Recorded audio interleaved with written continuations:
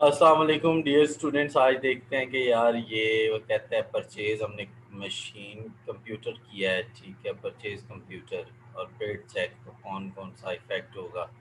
Machine भी acid, bank भी acid, तो ओनली वन इफ़ेक्ट हो जाएगा। चले जी नेक्स्ट पे चलते हैं। वो कहता है कि the person who is responsible for maintaining the journal is called, ठीक है। जो जर्नल बनाता है उसको हम क्या कहते हैं? सिंपल बुक कीपर कहते हैं।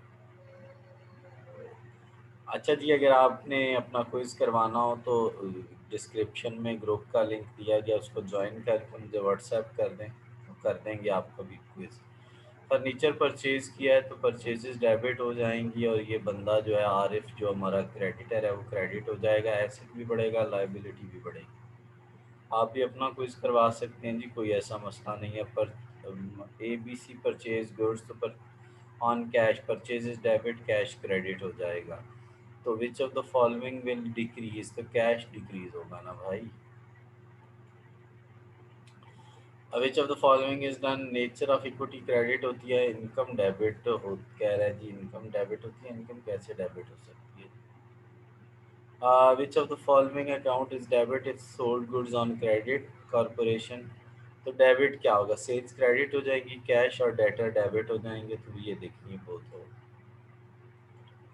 ये वो सवाल हैं जो आपके ग्रैंड क्विज में आने हैं। तो ग्रैंड क्विज के लिए मतलब हमसे जुड़े रहना आपके लिए अच्छा रहेगा। Outsider claim against the liability is called, considered as, ठीक है, sources for live entity. The process for picking amount from journal and placing into the ledger is called posting.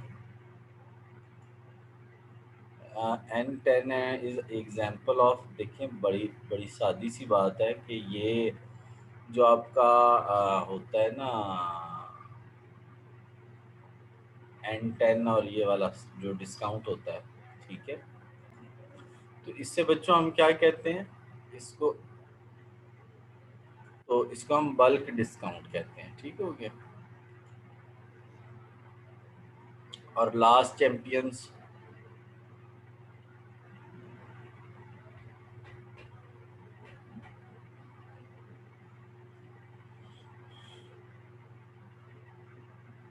expenses are recorded when incurred in accrual accounting होती